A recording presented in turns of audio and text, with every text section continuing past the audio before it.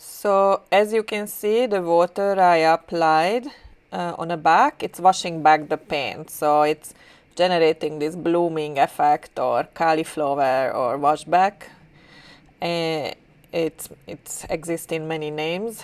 When I'm watching videos, these are what I heard most commonly. So I don't want that here. I'm just saying this is the one. I will remove it here, but this is what's happening. But it's good because I wanted the back smaller and it washed back quite a lot. So when I use the very wet brush to add the shadow, it also generated a bloom on the leg. I'm trying to remove it now. It's just adding more pigment.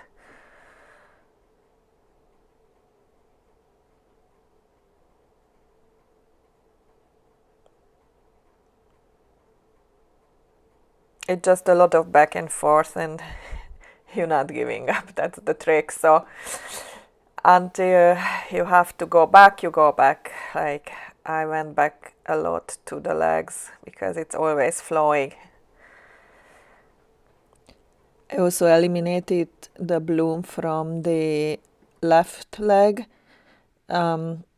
Just maybe drying up a little bit and apply more pigment. Now the front area is quite dry, of course.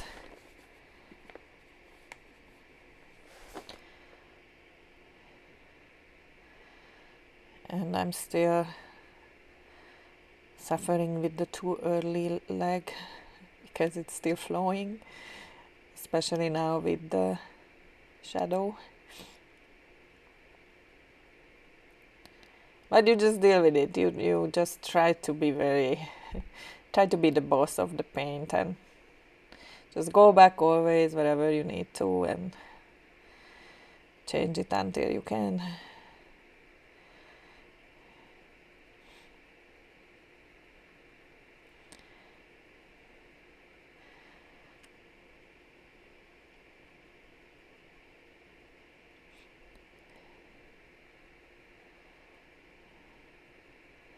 So I'm going to the springy, more sharp brush, but it's totally not that important. You could do this with the fluffier brush too. This make more, you have more control with the tip. The tip is stronger. It's the Aqua Elite.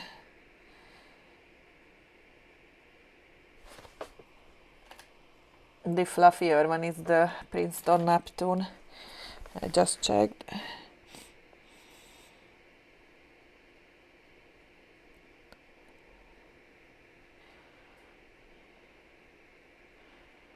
So you can see many places getting, like the front of the cat is pretty dry already in some places, but the back is pretty wet because I re-wetted the paper behind and it wasn't dry anyway, so it just received water from those re-wetting on the behind area, the white area, which is good actually.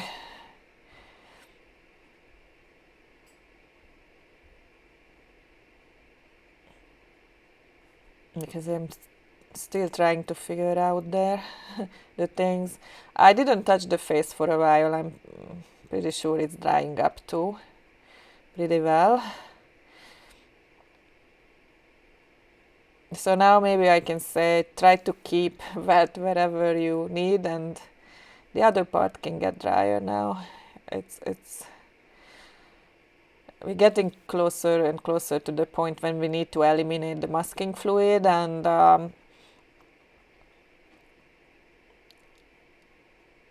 that's only possible when it's dry, at least in the area where the masking fluid is.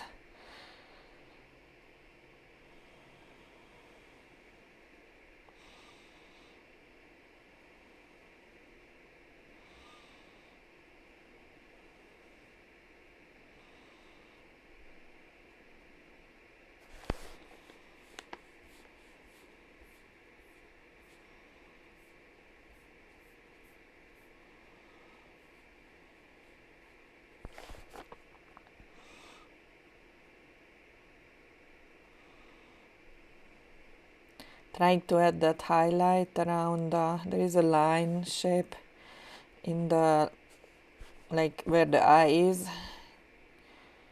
Just trying to add that. And some more details around the face. So as you can see, it's not really a pre-planned process. It's more like the process itself generating the next step. So it's not like when you make an outline and you put colors in the outline in a given order or layers, and you know exactly what will happen and how you will proceed. It's more fluid process. So I'm just trying to tell what I'm doing and why. For example, now I'm adding the little color and I'm trying to generate a little bloom around the back thigh, around the face where the fur get bigger, like longer, because on a face it's quite short and it's make the face characteristic very sharp.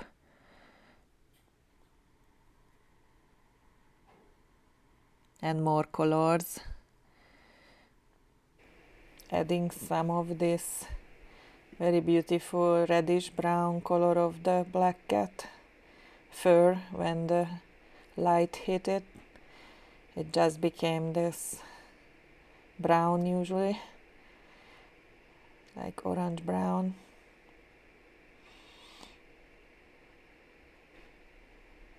Where the fur is fluffy, the blooming effect is very useful actually. So when I'm just adding water, that's what I'm trying to generate, that little bloom.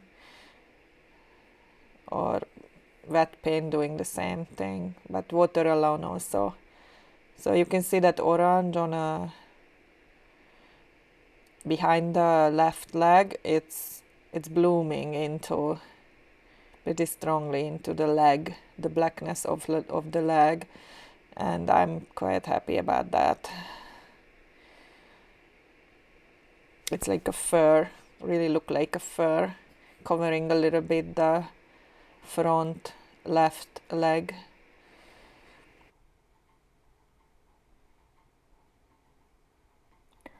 Also similar effect, the front of the right leg, the fur from the belly or the chest covering, and it's look like a fluffy fur from the chest, just front of the right leg.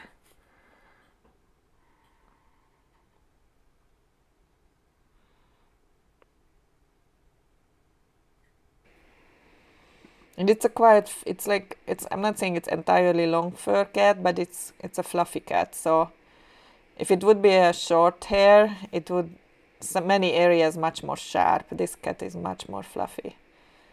It don't have a straight edge, just on the face and the legs and every, and the ear, and the other places are fluffy. So some blooming is really good. Or when the watercolor furring out on a wet paper, that's pretty useful here. So now I'm just,